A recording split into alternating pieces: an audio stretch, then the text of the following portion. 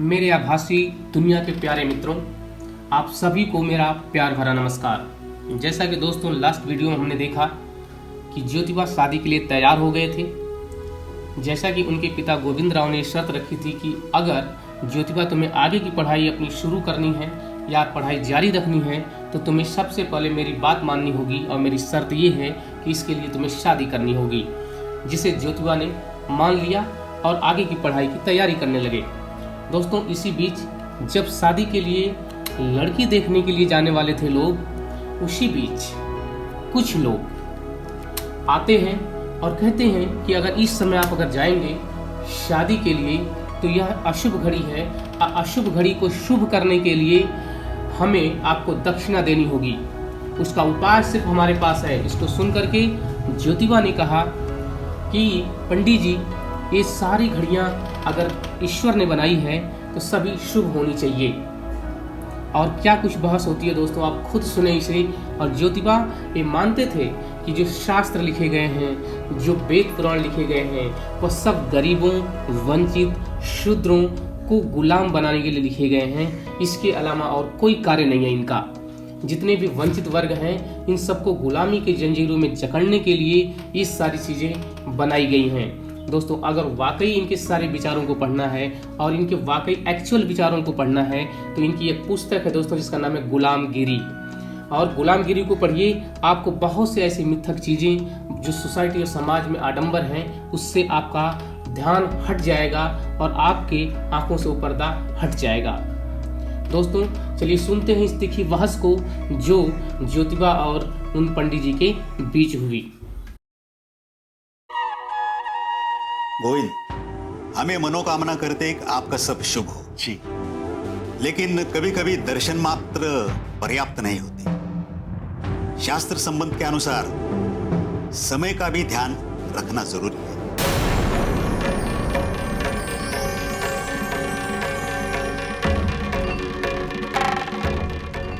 पुजारी जी, किसी बात की कोई कमी रह गई क्या? यही तो मैं कहने आया था।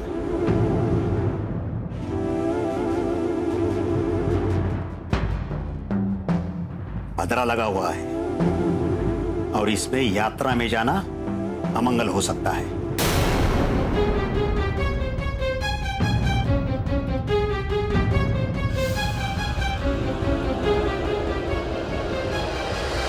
क्षमा कीजिएगा पंडित जी।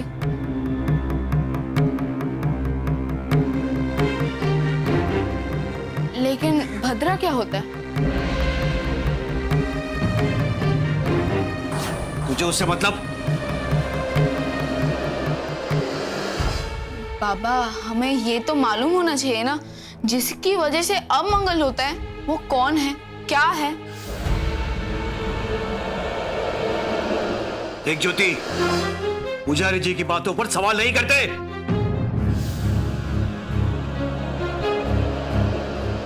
गोविंद, क्रोध न करें, बच्चा जिज्ञासु है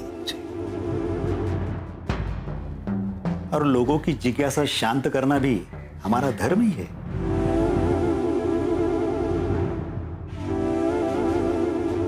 भद्रा भगवान सूर्यदेव की पुत्री और शनि देव की बहन है।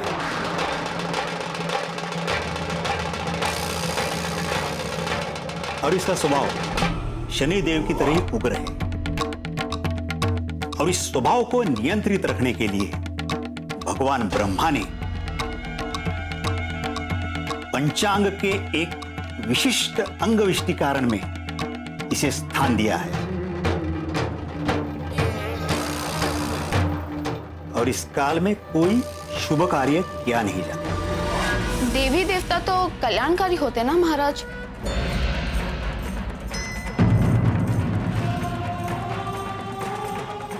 अगर पंचांग के वक्त उनका काल आता है तो ये तो शुभ माना जाता है ना।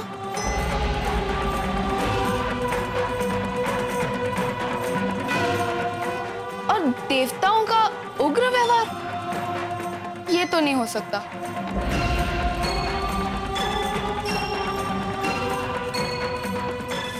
वो तो तब होगा ना पंडित जी, जब कोई अशुभ कार्य या अनुचित कार्य किया जाए।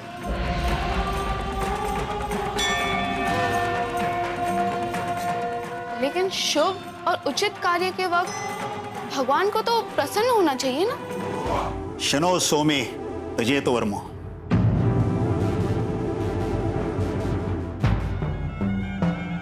हर दिन के लिए यात्रा का समय होता है, उसकी दिशा होती है, उसका मुहूर्त होता है।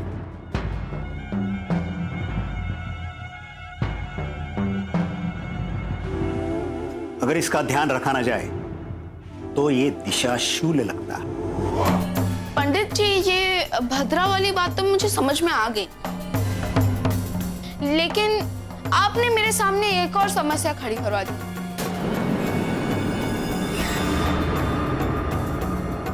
ये दुशाशूल वाली, क्या रास्ते में कील या कुछ शूल गड़ा रहता है क्या? चुप रहो। जाके अपना काम कर, जाओ।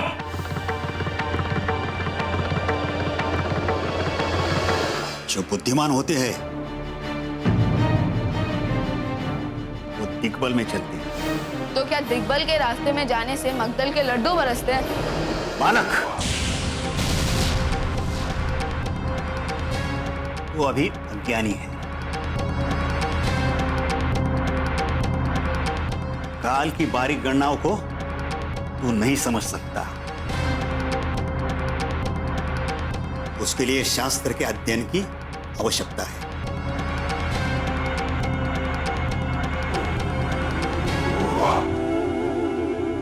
हम तो यहां तेरा भला करने आए थे गोविंद।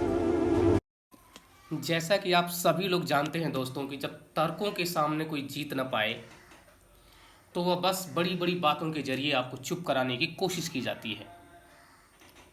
इसको ज्योतिबा बड़े अच्छी तरह से समझते थे, इसीलिए दोस्तों वो पढ़ना चाहते थे, लोगों को पढ़ाना चाहते थे।